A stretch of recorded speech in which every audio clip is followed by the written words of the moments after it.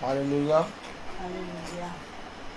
सच में खुदा बहुत महान, पवित्र, अनुग्रहकारी और विनम्र से क्रोध करने वाला खुदा है, और उसने हमें सारी बातों के विषय में बताया है कि हम किस रीति से पिता ने कहा वैसा।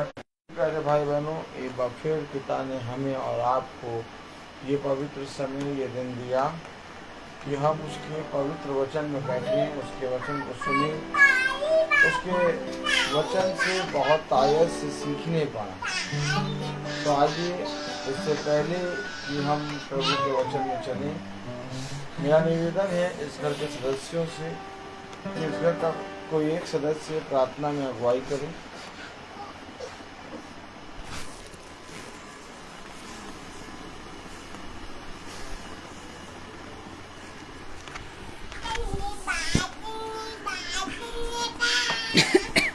आइए हम प्रार्थना करें। धन्यवाद धन्यवाद धन्यवाद धन्यवाद देते हैं खुदावन सुंदर समय के लिए जो आपने फिर दिया। खुदावन आपसे प्रार्थना करते हैं, जाने अनजाने में कोई गुनाह हुआ उसे माफ़ करिए। धन्यवाद हो खुदावन कि आपने मेरी तबीयत को ठीक करा। खुदावन जो थोड़ी मोड़ी खुदावन वीकनेस रह गई है उसे भी दूर करिए। खुदावन आपसे प्रार्थना करते हैं, जब आपके दास आपका वचन बोले तो आप उनमें होके बोलिए, हम उसे सुन के ग्रहण करने वाले बन सकें। खुदावन जितने भी लोग फेसबुक के ज़रिए, यूट्यूब के ज़रिए देखते हैं खुदावन, उनके ऊपर अपना आशीर्वाद हाथ रखिए। हम सबको अपने हाथों में रखिए खुदावन। अपने वचन की समझ और बुद्धि दीजिए, हम आपकी स्तुति आराधना करने वाले बन सकें। यीशु मसीह के नाम में होके मांगते हैं, आमीन।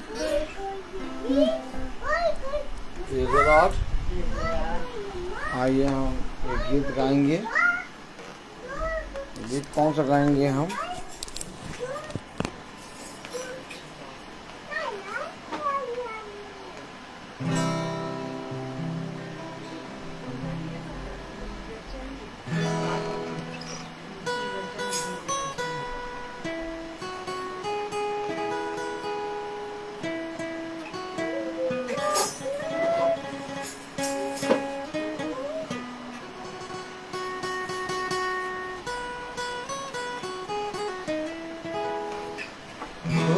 जाएंगी किताबें जल्दी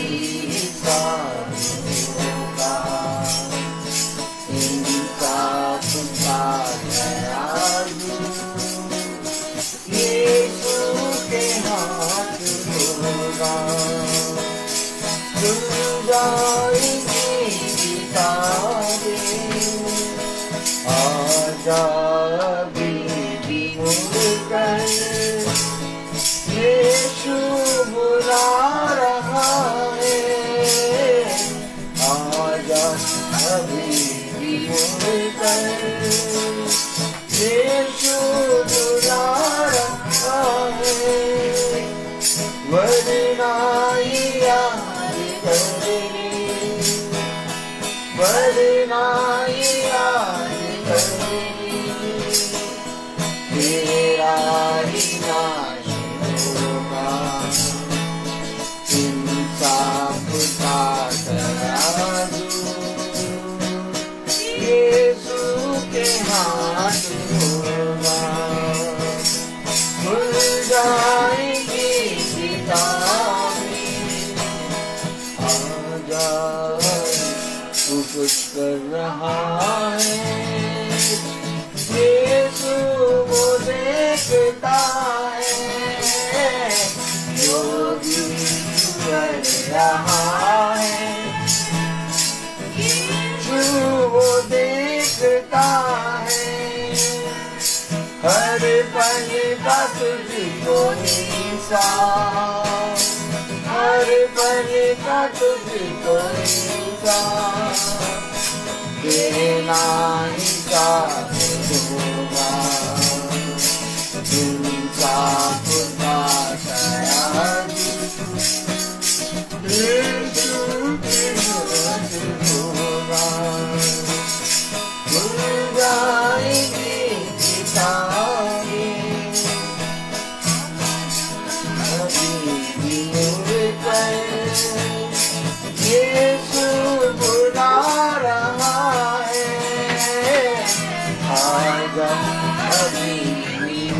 कर यीशु बुला रहा है, वरना ये याद कर,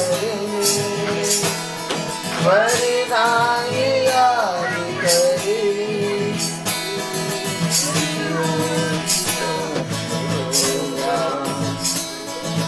इंसाफ का तराजू यीशु के हाथ में होगा, खुल जाएगी किताबें। Praise the Lord, hallelujah. खुल जाएंगी किताबें, 26 साल होगा, इंसाफ का तराजू यीशु के हाथ होगा। Praise the lord, hallelujah. जब हम खुदा के वचन को जानने लगते और उसके वचन को सुनने और उसके वचन को सुनकर उसका भय मानने लगते हैं, तो धीरे धीरे हमारे जीवन में पिता अपने वचन से मार्ग को तैयार करता है।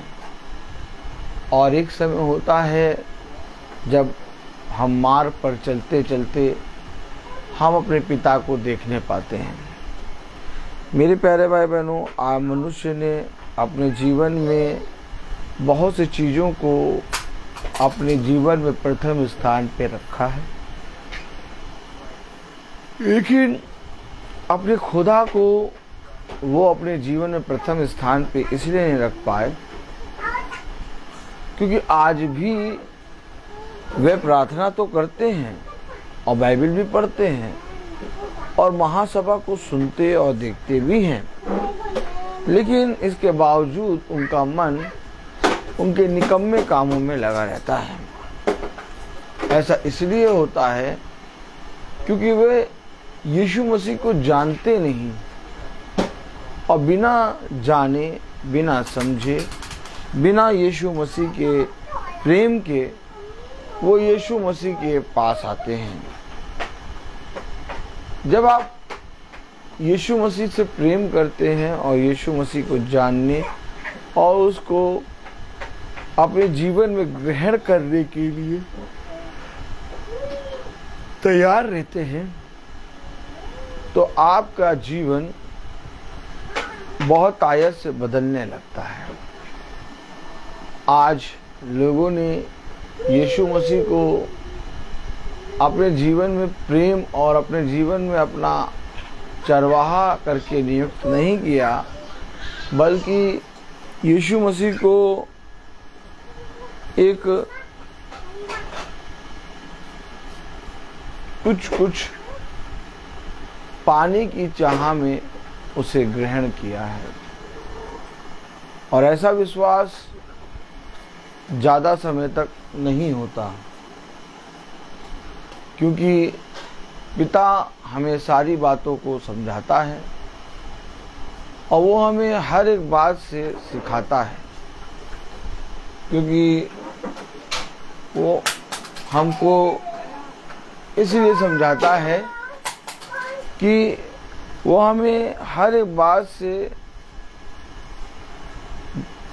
बता सके, समझा सके कि हम किस रीति से पिता के वचन में बढ़ें। मेरे प्यारे भाई बहनों, आज जब हम पिता के वचन को सुन रहे हैं, उसके वचन में बैठे हैं, तो हम किस चाह से बैठे हैं? कुछ पाने की चाह से, या हम अपने पिता से प्रेम रखते हैं और उसके प्रेम के खिंचाव में आकर बैठे हैं? अगर हम कुछ पाने की चाह से बैठे हैं, तो मैं आपसे कहना चाहता हूं कि आप जो पाने की चाह से बैठे हैं वो आपको मिल जाएगा, लेकिन यीशु मसीह का प्रेम और यीशु मसीह का वो अंश, वो भाग जो उसने अपने पुत्र और पुत्रियों को दिया वो नहीं मिलेगा, क्योंकि वो उसने उनके लिए रखा है जो उसके पुत्र और पुत्री हैं। इसलिए जब हम यीशु मसीह के वचन में बैठें या हम उसके वचन को सुने, तो हो सकता है हमारे जीवन में कुछ बातें हों जिनको लेकर हम यीशु मसीह के पास आए हैं और बैठे हैं और अपनी सारे मनों की बातों को पिता के सामने रखें। लेकिन केवल उन बातों को पाने या उन बातों को मांगने के लिए ही नहीं, बल्कि हमें यीशु मसीह से प्रेम है और उसके खिंचाव में हम बैठे हैं। इस बात के लिए हमें तत्पर रहना है, क्योंकि ये जीवन है और इस जीवन में पिता अगर आपको सब कुछ भी दे दे, तब भी आपके जीवन में कुछ ना कुछ कहीं ना कहीं फिर से आपके अंदर एक चाह उत्पन्न हो जाएगी और जब तक ये जीवन है आप मांगते ही रहेंगे और इस तरह से हम कभी भी अपने पिता को ग्रहण नहीं कर पाएंगे। इससे पहले कि हम पिता के पास आएं, उसके वचन में बैठें, पिता हमारे मांगने को, हमारे घटी को जानता है। पिता नहीं चाहता कि मेरा बच्चा मुझसे कुछ मांगे। वो बिना मांगे हमें सब कुछ देने में सामर्थ्य है। हाँ, पिता ये अवश्य चाहता है कि हम अपने मनों की बातें उससे खुलकर करें और अपने मन की एक भी बात उससे छिपाए ना।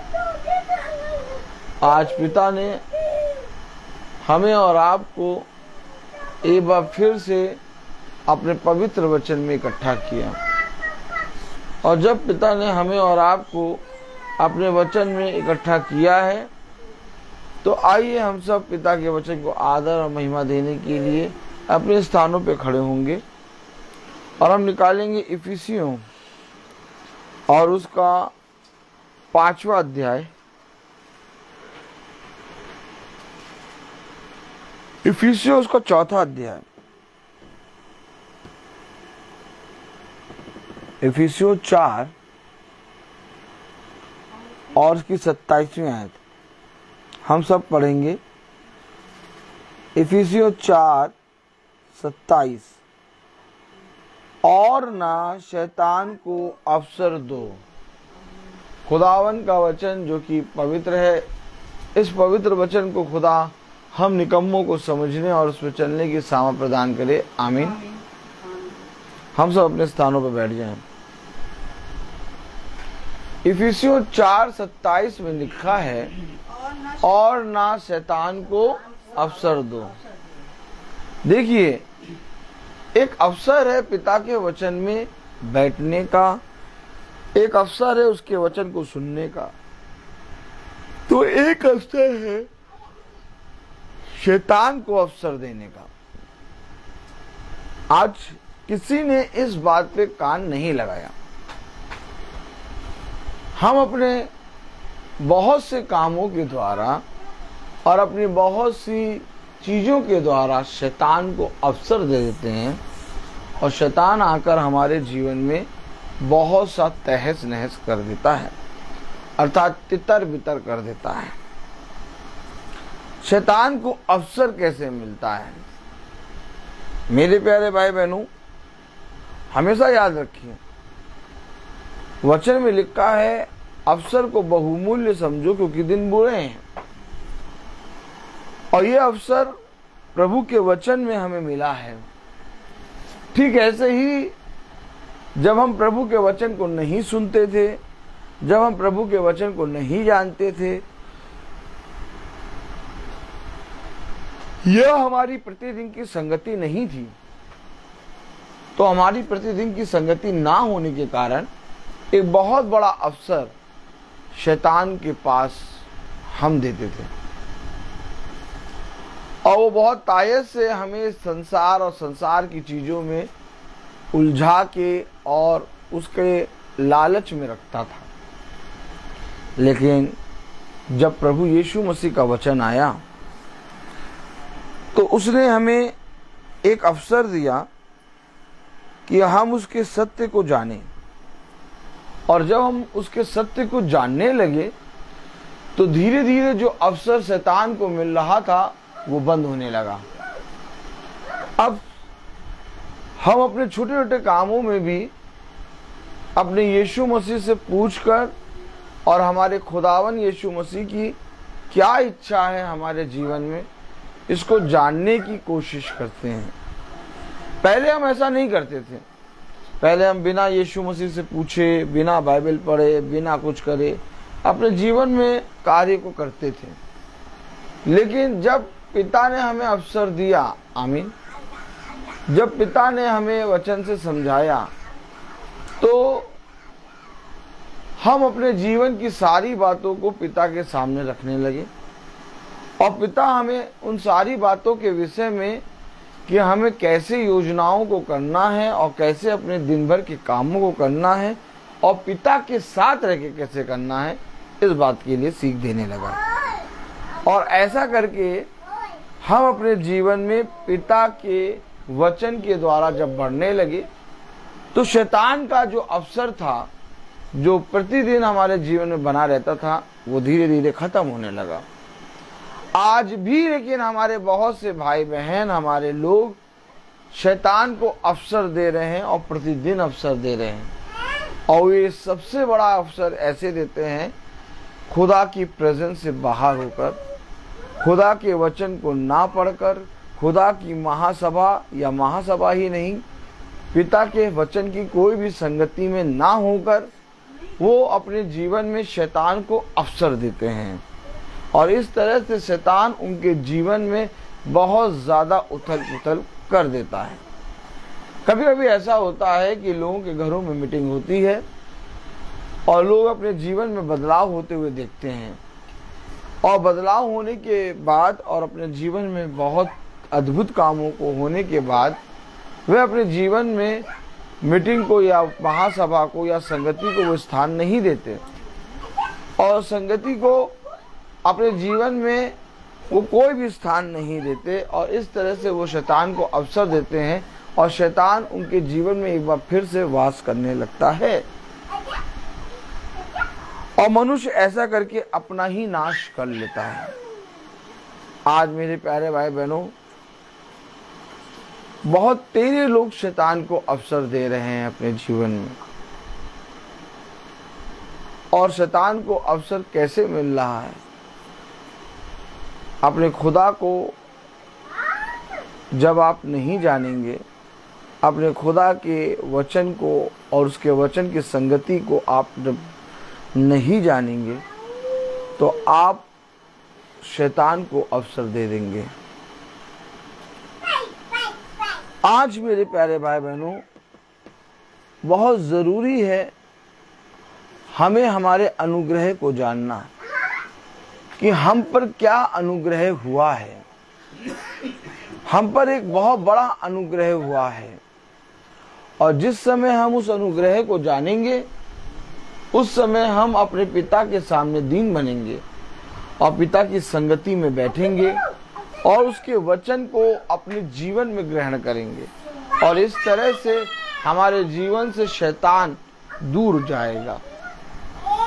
लेकिन जब हम अपने अनुग्रह के समय को नहीं पहचानते और उन बातों को जिनको पिता हमारे जीवन में निरंतर कर रहा है नहीं देख पाते, तो हम अपने जीवन में शैतान को अवसर दे देते हैं। जिस तरह से शैतान ने यहूदियों के और फरीसी शास्त्रियों के मनों को भड़का दिया और उन्होंने अपने छुड़ौती के वचन को ना पहचाना। ये अवश्य है कि हमें उस वचन को पहचानना है और उन्होंने अपनी छुड़ौती के वचन को अर्थात अपने छुटकारे को अपने ही हाथों से क्रूस पर टांग दिया और इस तरह से उन्होंने अपने जीवनों पर शैतान को अवसर दे दिया। आज भी ठीक ऐसे ही हो रहा है। आज भी लोग पिता के पवित्र वचन को नहीं पहचान रहे आज भी लोग खुदा के वचन का भय नहीं मान रहे। वे बुराई करने में तो बहुत तेज हैं, परंतु अच्छाई करना वे जानते ही नहीं। शैतान को अवसर किस रीति से मिलता है, आइए वचन को में पढ़ें।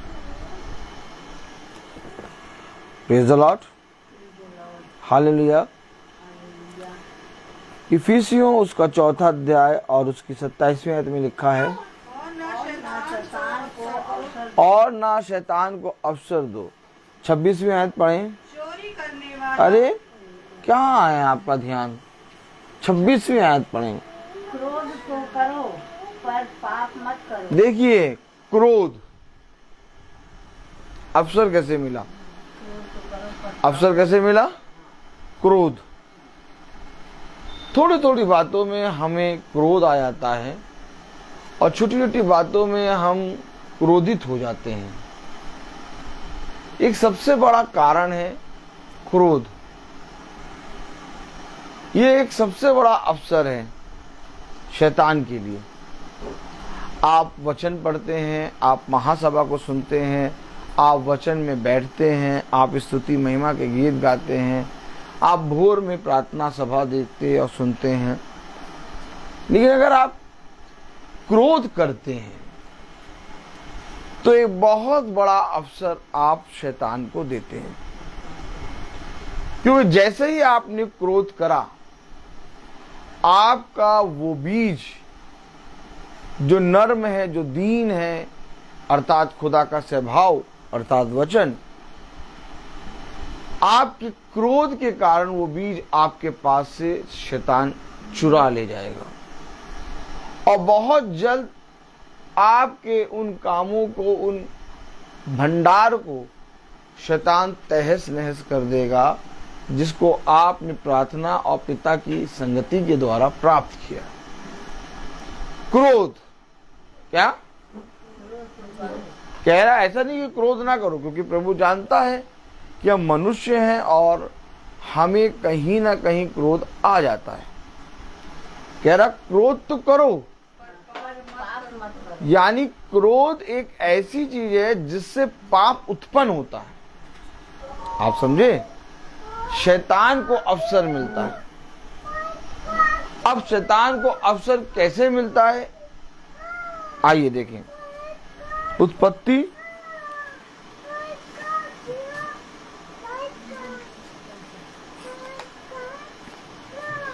Praise the lord, hallelujah.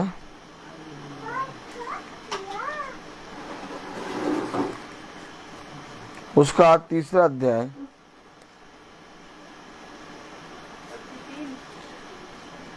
उत्पत्ति 4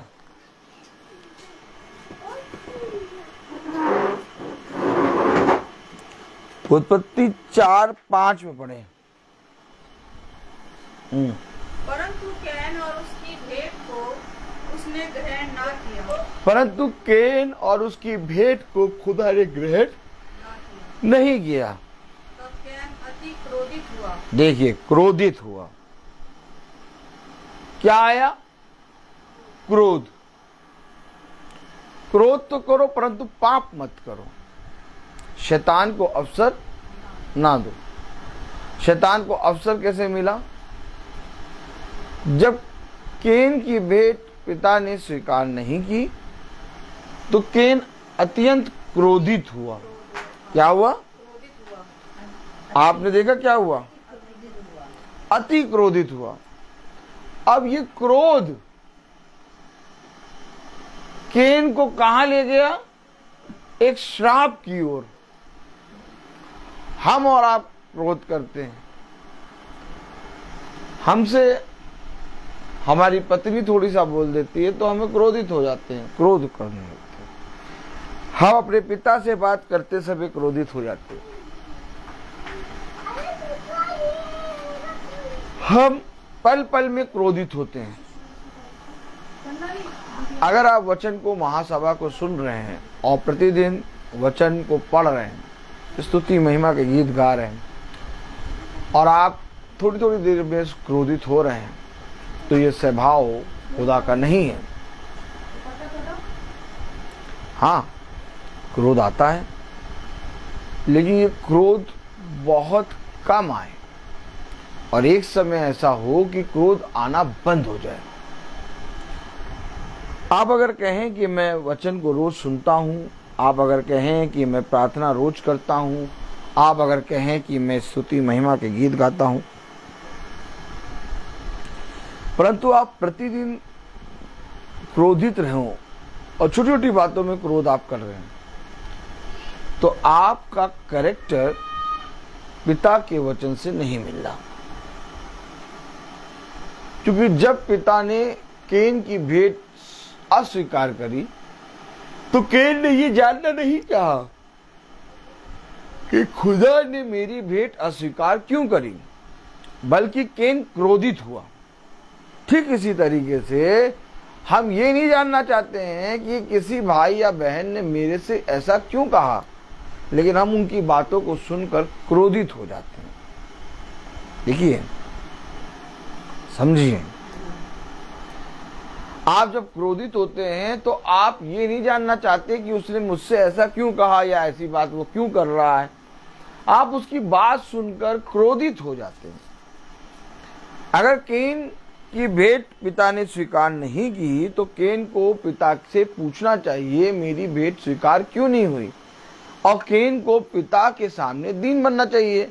और अगर केन पूरे मन से पिता के सामने भेंट लाता तो केन की भेंट भी स्वीकार की जाती। आमीन। लेकिन केन ने ऐसा कुछ नहीं किया। केन ने अपनी भेंट ना स्वीकार होने के कारण क्रोधित हुआ, और उससे ज्यादा क्रोधित वो इसलिए हुआ क्योंकि उसके भाई हाबिल की भेंट पिता ने स्वीकार कर ली। आपने देखा, शैतान को अवसर ना दो। क्रोध मत करो, क्रोध तो करो परंतु पाप मत करो। लेकिन शैतान को केन ने अवसर दिया और केन ने क्रोध भी किया और पाप भी किया। कलाम में लिखा है, उत्पत्ति 4 और उसकी 5वीं आयत में, परंतु केन और उसकी भेंट को उसने ग्रहण ना किया। तब केन अत्यंत क्रोधित हुआ और उसके मुंह पर उदासी छा गई। 6ठी आयत, तब यहोवा ने केन से कहा, तू क्यों क्रोधित हुआ? खुदा ने केन से कहा, तू क्यों क्रोधित हुआ? Praise the Lord. तू क्यों क्रोधित हुआ? खुदा ने केन से कहा, तू क्यों क्रोधित हुआ? देखा आपने, पिता नहीं चाहता कि आप क्रोध करें। खुदा नहीं चाहता कि हम छोटी छोटी बातों में क्रोधित हो जाएं। पिता नहीं चाहता कि हम वचन को पढ़ें, महासभा में को सुने, हम प्रार्थना करें, हम पिता के वचन से वाचा बांधें और क्रोध भी करें। क्यों क्रोधित हुआ? क्या ये धन्य होता कि तू अपने जीवन में अपने जीवन के क्रोध को और अपने जीवन की बुरी चीजों को मेरे वचन को सुनने के कारण उससे दूर होता। क्रोध में कोई बदलाव नहीं, गाली देने में कोई बदलाव नहीं, बुरा बोलने में कोई बदलाव नहीं, झूठ बोलने में कोई बदलाव नहीं, किसी भी चीज में कोई बदलाव नहीं, परंतु वचन पढ़ रहे हैं, परंतु महासभा को सुन रहे हैं। महासभा आपके जीवन के लिए हर दिन एक आज्ञा देती है, क्योंकि महासभा में जो वचन होता है वो पिता का वचन होता है, और पिता हमें हर दिन एक नई आज्ञा अर्थात एक नई बात सिखाता है, और उसको जो जिन्हें सीखते हैं और सीखकर अपने जीवन में उन चीज़ों को दूर करते हैं उनका उद्धार होता है, उनका भला होता है। परंतु जो उसको सुनते और सुनकर उससे सीख नहीं लेते, वे अपने जीवन में बदलाव को होते हुए कभी नहीं देख पाएंगे। चाहे आप इस महासभा को 4 बार सुने, चाहे 5 बार सुने, चाहे रोज सुने, बदलाव तब आएगा जब आप वचन को सुनकर अपने जीवन में उन बातों को दूर करें। कलाम में लिखा, वचन में लिखा, 6ठी आयत, उत्पत्ति 3:4-6, उत्पत्ति 4:6 में लिखा, तब यहोवा ने कैन से कहा, तब यहोवा ने कैन से कहा, क्यों क्रोधित हुआ, तू क्यों क्रोधित हुआ और तेरे मुंह पर उदासी क्यों छा गई है? तेरे मुंह पर उदासी क्यों छा गई है? यदि तू भला करे यदि तू भला करे तो क्या तेरी भेंट ग्रहण न की जाएगी? तो क्या तेरी भेंट ग्रहण नहीं की जाएगी? यदि हम क्रोध करना छोड़कर पिता के वचन को सुनकर उसकी आज्ञाओं पर चलें तो हमारी सारी प्रार्थनाएं ग्रहण की जाएंगी, हमारी सारी भेंट ग्रहण की जाएगी। यदि तू भला करे तो क्या तेरी भेंट ग्रहण ना की जाएगी? और यदि तू भला ना करे तो पाप द्वार पर छिपा रहता है। और अगर तू भला ना करे तो पाप द्वार पर छिपा रहता है। पाप द्वार पर छिपा है, यानी शैतान को अवसर मिल जाएगा। और खुदा ने कहा शैतान को अवसर मिल जाएगा। मत दो। शैतान कहाँ पर है? द्वार पर। द्वार पर खड़ा है। पाप द्वार पर छिपा है। और देखा मम्मी, तो ध्यान से बैठो, प्रार्थना में ध्यान से बैठो। पाप द्वार पर खड़ा है। क्या लिखा कलाम में? प्रेज़ द लॉर्ड 4:6 में, तब यहोवा ने कैन से कहा, तू क्यों क्रोधित हुआ और तेरे मुंह पर उदासी क्यों छा गई है? यदि तू भला करे तो क्या तेरी भेंट ग्रहण, और यदि तू भला ना करे तो पाप द्वार पर छिपा रहता है। पाप द्वार पर छिपा है। और इस तरह से तुम शैतान को अवसर दे रहे हो। अपने जीवन में क्रोध जो तुम्हारे जीवन में बहुत जल्दी आ जाता है, इस क्रोध को दूर करो।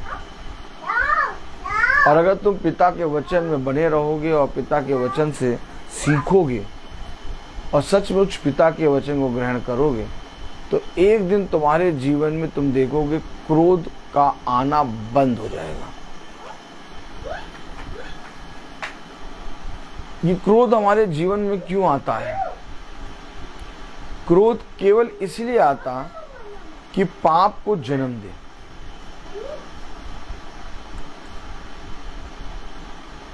और अगर हम क्रोध करते हैं तो हम शैतान को अवसर देते हैं।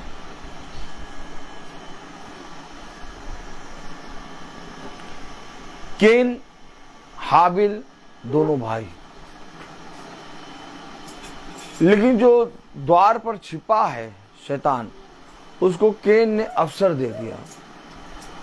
और जब अवसर दिया तो आप सब जानते हैं कि कैन ने हाबिल को मार दिया,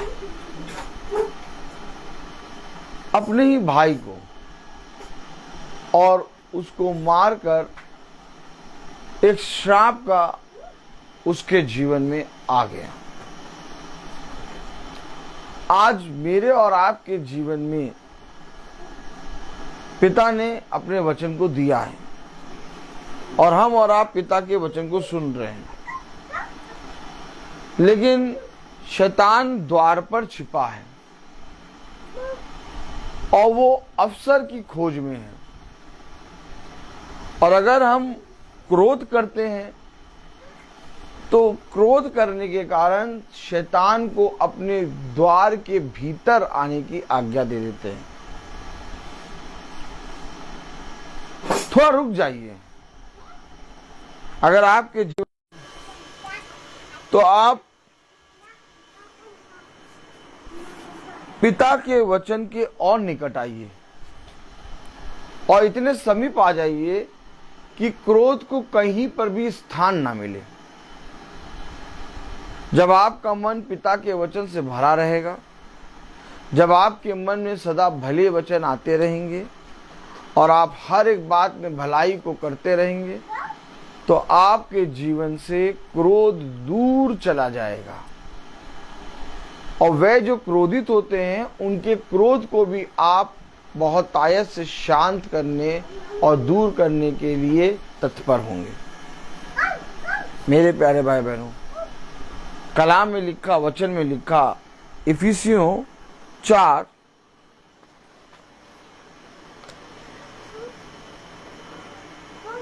और उसकी 26वीं आयत।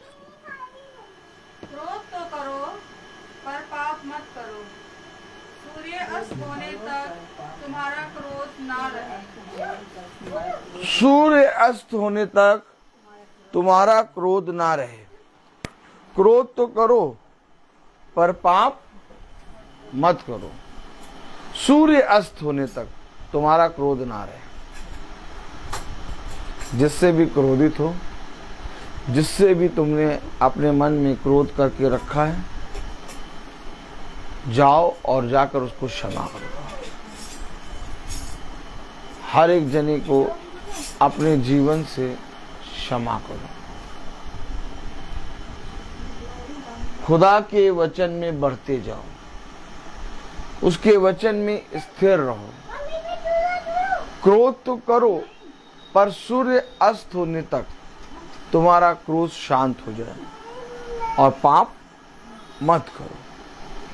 आपने देखा, खुदा कहता तूने क्रोध क्यों किया? खुदा का वचन कहता तू क्रोधित क्यों हुआ? थोड़ा सा रुक जाए, थोड़ा सा ठहर जाए। हम अपने बच्चों पर, अपने माता पिता पर, अपने लोगों, हम अपने जीवन की शांति, अपने घर की शांति को खो देते हैं, और शैतान पूरी रीति से हमारे जीवन के उस शांति को चुरा ले जाता है। लेकिन जब हम जो द्वार पर छिपा है कोसों दूर हो जाता है। मूसा के बारे में लिखा है कि मूसा पृथ्वी पर सबसे नर्म व्यक्ति था। आमीन। वचन हमें हर क्षण बदलता है। वचन हमें हर क्षण एक नई आज्ञा देता है। वचन हमें प्रतिदिन सिखाता है जीने का मार्ग, और इस जीने के मार्ग में बाधा है क्रोध, जो पाप को उत्पन्न करता है। हम देखते हैं वे लोग जो वचन को नहीं जानते वो बहुत जल्दी क्रोधित हो जाते हैं और सालों तक उस व्यक्ति से क्रोधित रहते हैं, और कभी भी अपने जीवन से किसी को भी वो क्षमा नहीं कर पाते। ऐसा इसलिए होता है क्योंकि वो बलहीन है, उनके पास बल नहीं है।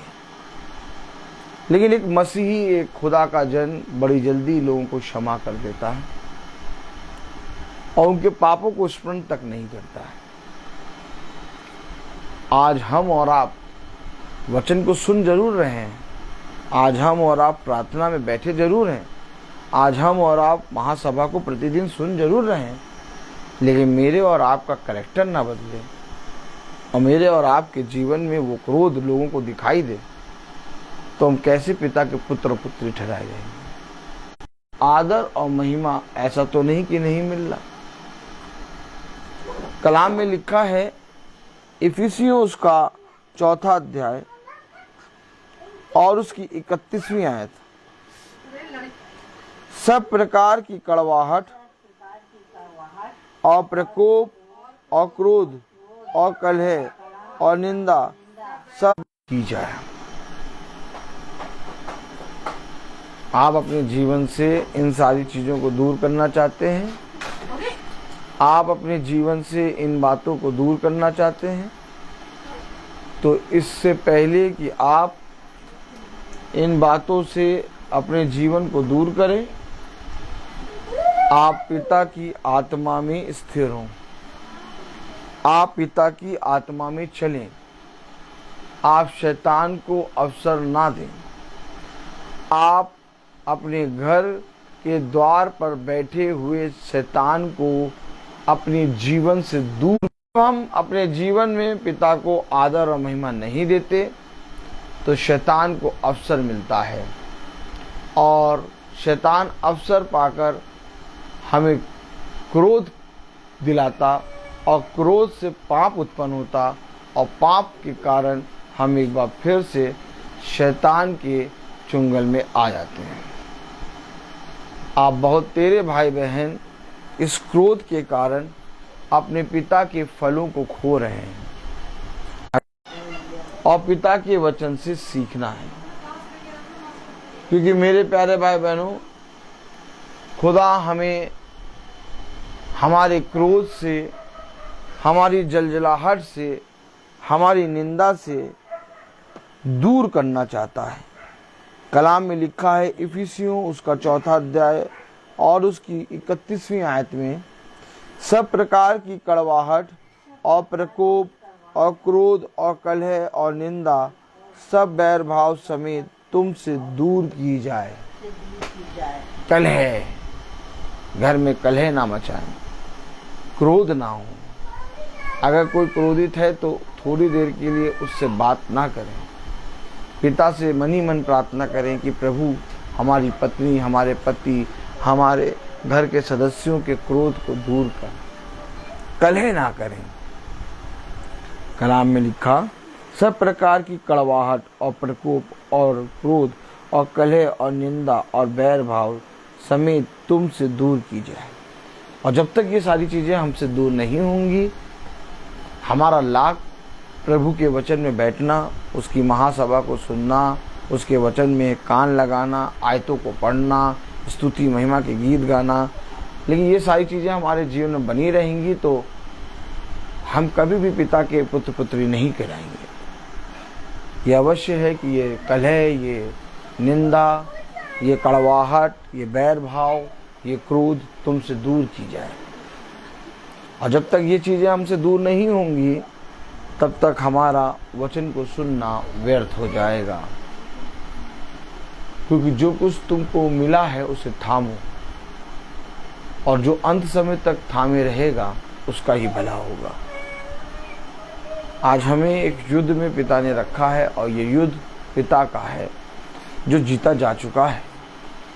हमें बस स्थिर रहना है और कहीं पर भी किसी भी बात में संदेह नहीं करना और क्रोध नहीं करना है, कहीं शैतान को अवसर ना मिल जाए। इसलिए पिता के वचन में बहुत आयत से स्थिर रह के उसके वचन में बढ़ें, उसके वचन से सीखें, उसके वचन से जानें, क्योंकि ऐसा ही करके हम अपने पिता के पुत्र और पुत्री बनेंगे। तो मेरे प्यारे भाई बहनों, अगर हमारे जीवन में बार बार क्रोध आता है और हम छोटी छोटी बातों में क्रोधित होते हैं, तो आज से हम अपने जीवन के इस क्रोध को दूर करने की कोशिश करें पिता की आत्मा में। और क्रोधित जब हम होते हैं तो हम अपने मुंह से एक भी शब्द ना निकालें। उस समय हम अपने मुंह को बंद कर लें, और थोड़े ही समय में हम देखेंगे कि पिता का सामर्थ्य के द्वारा वो क्रोध हमसे दूर हो जाएगा। मैं बोलता बहुत हूँ, हर चीज़ का एक समय होता है। तो आइए हम प्रार्थना में चलेंगे, और मेरा निवेदन है हमारे पिता से कि वो प्रार्थना में अगुवाई करें। प्यारे परम पिता परमेश्वर, हम आपका धन्यवाद करते हैं कि आपने इस लायक हम लोग को रखा कि अपने हमारे घर में वचन हो रहा है, और आपने ये जो भी हो प्रभु सब ठीक कर, इस घर के ऊपर अपनी कृपा आशीष दे, और ताकि शैतान घर से निकले और हमारे घर सुरक्षित रहे। घर के ऊपर अपना प्यारा हाथ रख, आने जाने में बच्चों के साथ खतरों से, हर मुसीबतों से बचा। इस दिन के लिए भी शुक्रगुजार है प्रभु यीशु के नाम से मांगते, आमीन। हे हमारे पिता तू जो स्वर्ग में है, तेरा नाम पवित्र माना जाए, तेरा राज्य आए, तेरी इच्छा ऐसे स्वर्ग में है वैसे इस पृथ्वी पर पूरी हो। हमारा प्रतिदिन का आहार आज हमें दे, और हमारे अपराध हमें क्षमा कर जैसे हम भी अपने अपराधियों को क्षमा करते हैं, और हमें परीक्षा में न डाल परंतु बुराई से बचा। बादशाह तो कुदरत तो जलाल महिमा सदा तेरी है, आमीन। अब हमारे खुदावन यीशु मसीह का फजल, खुदा बाप की मोहब्बत, पाक रूह की रिफाकत और सदाकत हमें से हर एक विश्वासी जन के साथ अब से लेकर अनंत काल तक होती रहे, आमीन। धन्यवाद धन्यवाद धन्यवाद,